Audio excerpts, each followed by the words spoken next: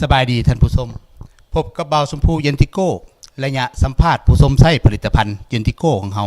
มื้อนี้ก็ได้โอกาสมานั่งอยู่กับอ้ายท่านหนึ่งที่เพิ่นได้ใช้ผลิตภัณฑ์เฮาเนาะสบายดีอ้ายจ้าสบายดีข้าพเจ้าเป็นสื่อเขียนทองรอดตะกุลเนาะอายุ56 ปีอาชีพมันการแพทย์จบมันวิชาการเทคนิคเสียงลาบอราตัวและหนึ่งและสองมากะจบด้านทฤษฎีการเมืองการปกครองแห่งชาติโดยเพิ่นก็เป็นด็อกเตอร์เนาะแล้วเรื่องเกี่ยวกับสุขภาพมีปัญหาสุขภาพนี่อ้ายนี่แม่นว่ามีปัญหาสุขภาพด้านใดแน่สุขภาพเป็นปัญหาเรื่องพยาธิเบาหวานเปื่อยเบาหวานเปื่อยแล้วก็ปัวมาได้ 2-3 ปีนี่แล้ววิธีรักษาหรือปิ่นปัวนี่แม่นว่าอ้ายนี่ไปเฮ็ดแนวใดอดอาหารนั่นแหละส่วนหลายนะฟันมาหั่นน่ะแล้วได้กินยาจากทางห้องหมอบ่กินยาก็ใส่ยาหลวงนั่นแหละแล้วรู้สึกว่าอาการของเฮามันดีขึ้นบ่อ้ายก็ถือว่าธรรมดาบ่ดีพอเท่าใดแล้วได้มาพบพ่อกับผลิตภัณฑ์เย็นติโก้เฮานี่เพิ่นไผเป็นคนแนะนำอันนี้มันถือว่าทั้งหมู่อยู่อาหารได้จากกันยาอยู่ตลาดนี่นะได้สีนำว่าโอ้ควรจะกินแล้วกับพ่อกับน้องผู้นึงคนยิงหั่นมาพ่อนี่นะ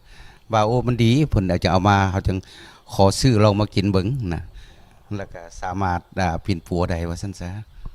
แล้วปัจจุบันนี้อ้ายนี่มันกินมาดนปานใดแล้วกินจักเม็ดแล้วหมด30 เม็ดตามอิที่เฮากินนี่จักเม็ดค่อยรู้สึกว่าเฮานี่ดีขึ้นกินหมดแผงนึง10 เม็ดรู้สึกกินหมด10 เม็ดแผงนึงรู้สึกว่าสุขภาพตัวเองดีขึ้นเนาะท่านผู้ชมรู้สึกว่าเปลี่ยนแปลงไปเนาะก็อยากให้อ้ายนี่แสดงความมั่นใจกับท่านผู้ชมที่อยู่ทางบ้านที่เพิ่นยังบ่กล้าตัดสินใจว่าสิได้ชมไส้ผลิตภัณฑ์ของเฮานี่ว่ามันดีแนวใดดีแท้บ่อยากให้รบกวนให้อ้ายเนาะแนะนำกับท่านผู้ชมทางบ้านแหน่เจ้าผลิตภัณฑ์ตัวนี้ก็เป็นที่มันจากยาพื้นเมืองนั่นแหละที่ว่าสกัดมาจากยาพื้นเมืองเลยเฮ็ดให้เปลี่ยนแปลง1เนี่ยนอนรับ2เนี่ยญาติจักเรื่องการอยู่กินนี่ถือว่าถ่ายนักถ่ายเบานี่ถือว่าจำกัดได้ทุกสิ่งทุกอย่างว่าซะมันก็บ่คือตะกี้ว่าซั่นซะหลายที่สุดว่าซั่นซะแล้วก็กินข้าวก็แซ่บตาก็คอยหุงออกอันนี้แหละแต่เป็นมีการเปลี่ยนแปลงแท้ว่าซั่นซะก็อยากให้อ้ายนี่คิดว่าต้องได้สืบต่อกินไปอีกบ่คิดว่าถ้าว่าเป็นไปได้ก็ต้องได้สืบต่อกินแล้วทั้งปิ่นปัวไปพร้อมว่าซั่นซะตัวนี้นะว่าอาจจะแม่นยาพื้นเมืองที่สกัดดีที่สุดแหละสำหรับยาตัวนี้ว่าซั่นซะข้าพเจ้าก็เป็นท่านหมอแต่ว่าก็ใช้ยาหลวงลักษณะบรรเทาซื่อๆตัวดีคือสิแม่นตัวนี้คือเบิ่งจะเป็นแบบนั้นย้อนสุขภาพตัวเองบ่จะถึกในยาตัวนี้นะเป็นแบบนั้นขอขอบใจขอฝากฝังนำพี่น้องล่ะบรรดาสหายทุกคนเนาะคันเป็นพยาธิเบาหวานแบบเปื่อยนี่นะคิดว่าปัวยาตัวนี้อาจจะดีที่สุดแหละว่าซั่นซะขอขอบใจอ้ายเนาะให้สุขภาพแข็งแรงเนาะอ้ายเนาะเจ้าขอขอบใจเบิ่งนะท่านผู้ชมขอฝากไปในท่านผู้ชม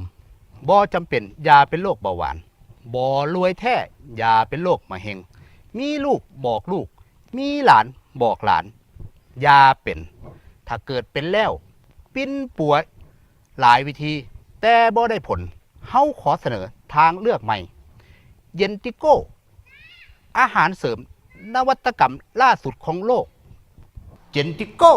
บ่อยากให้เสือแต่อยากให้ลองของเขาดี